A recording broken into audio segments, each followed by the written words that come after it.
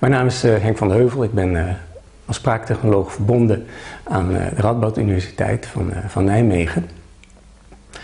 Ik heb een ongelooflijke passie voor geluid en het ontsluiten van geluid. En het is juist in de 20e eeuw geweest dat het geluid ook echt opgenomen kon worden en op die manier geanalyseerd.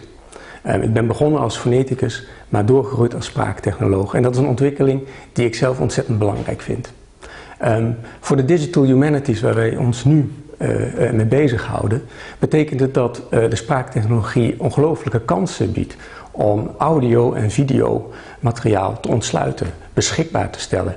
Kijk, als spraaktechnoloog kun je een ongelooflijk belangrijke bijdrage bieden aan het digitaliseren van analoog materiaal. Dus als je weer bandopnames hebt, om daar digitaal materiaal van te maken. Maar als spraaktechnoloog kun je vervolgens aan de slag om dat materiaal te ontsluiten. Want als je dat laatste niet doet, dan wordt het opgesloten in een kast opnieuw en kunnen de mensen het misschien wel opvragen, maar ze weten niet wat erin zit. Juist door spraaktechnologische middelen te gebruiken kun je heel veel meer betekenen. Ik zal wat voorbeelden geven wat de spraaktechnologie te bieden heeft. Denken we aan automatische spraakherkenning, dan is het mogelijk om de audio, de gesproken tekst om te zetten, de gesproken woorden om te zetten in tekst. En dan kan het dus weer gelezen worden. Je kunt transcriberen met de hand, maar dat kost ongelooflijk veel meer tijd dan wanneer je een automatische spraakherkenner kunt gebruiken. Wat veel mensen verder niet eens weten, is dat spraaktechnologie ook in staat is om sprekers te herkennen. Dus in staat is om te herkennen wie is aan het woord en op welk moment. En ook dat kan aan de informatie worden toegevoegd en op die manier leesbaar en inzichtelijk worden gemaakt. Wat de spraaktechnoloog dus kan doen, is aan de ene kant het materiaal beschikbaar gaan stellen in digitale vorm, maar aan de andere kant, en dat vind ik dus nog veel interessanter, om het ook te ontsluiten.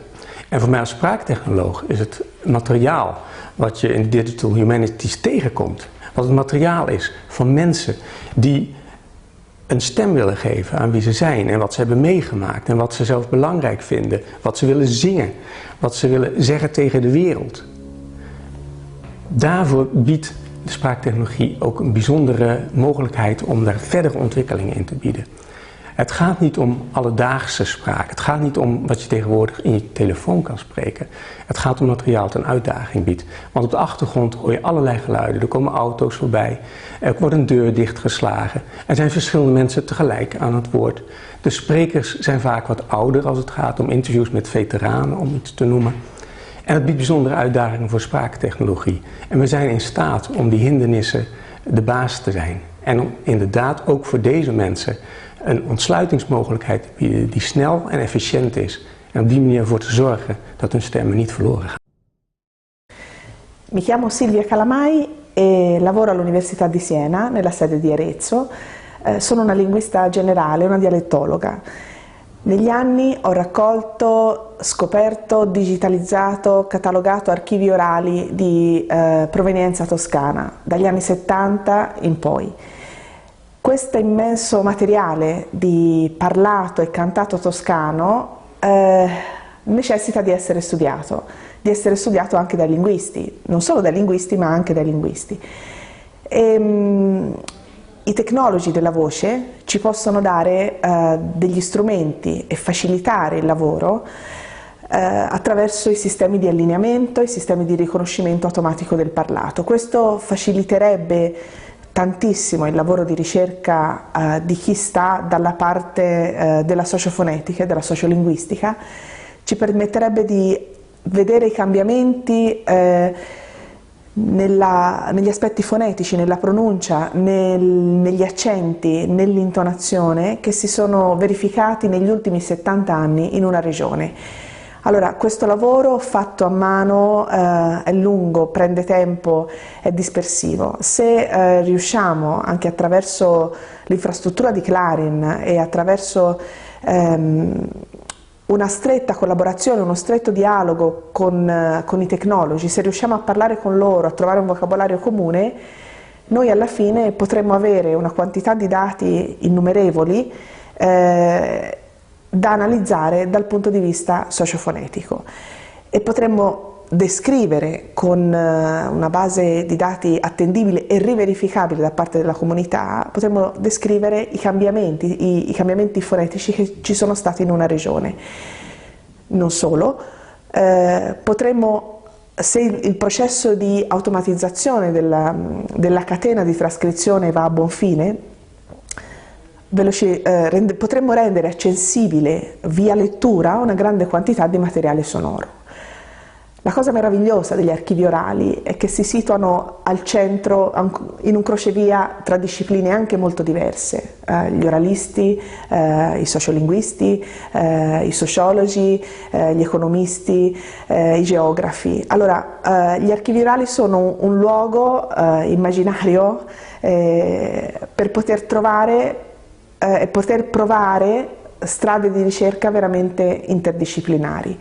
Per quanto riguarda la mia disciplina, ne abbiamo solo da trarre dei vantaggi. Dall'altra parte, i tecnologi della voce hanno di fronte una sfida: riuscire a creare modelli di automatic speech recognition abbastanza forti anche su un parlato sporco, su un parlato naturale, dialettale, regionale, un parlato che non è quello raccolto nella camera anecoica di un contesto sperimentale asettico.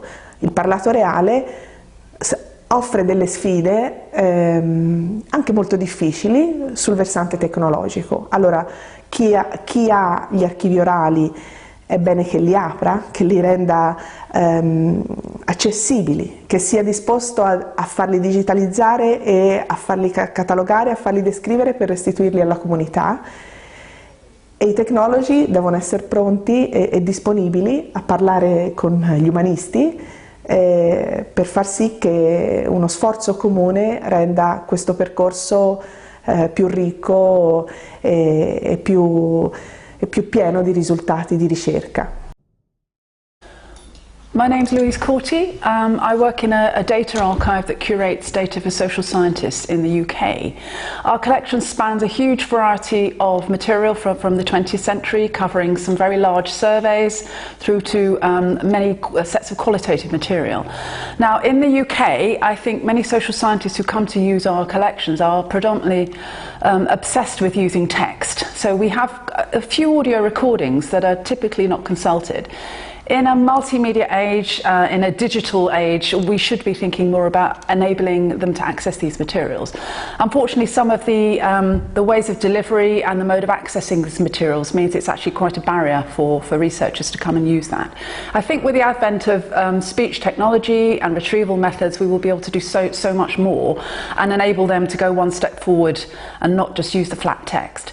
So I want to give an example of a wonderful data set that we have that was conducted in the 1970s as part of a large research study, and that was interviews with about 500 people, mainly from working class cities and rural areas in the UK, and it was looking at the Edwardian period in England, and that's the first decade of the 20th century, asking people to think about life at home, work, politics, religion. So many emotional areas were covered, and if you think about it, this was done in the 70s. They were asked to reflect on the period before the First World War, that actually they're asked to reflect before that period, and they were not encouraged to talk about the war itself. So it's a huge, rich collection, and it's been used many, many times, but it's only the text that's been accessed. And if you think about the amount of emotion that's in the text, the local dialect that would have been used at the time, that's not exploited, and I feel that could be very richly exploited. One example of an interesting way of using the material was a guy called Mike Roper, who used a psychoanalytic style to go and look at older material from the First World War, and he was looking at soldiers' experiences of being in the trenches and how their relationships with their families helped mediate against the stressful effects of that. But he just used the text, and you can imagine that having access to the rich material, the audio, people talking about very emotional experiences, I think you would get a much enriched experience from that. So I would like to think that we can go forward and offer people much more than flat text.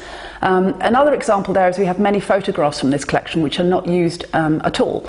And if you put together the audio, the images, the text, you can have an enriched situation. So I really hope that that is the future, and we can use the speech and language technologies to encourage our social scientists to think a little bit more creatively.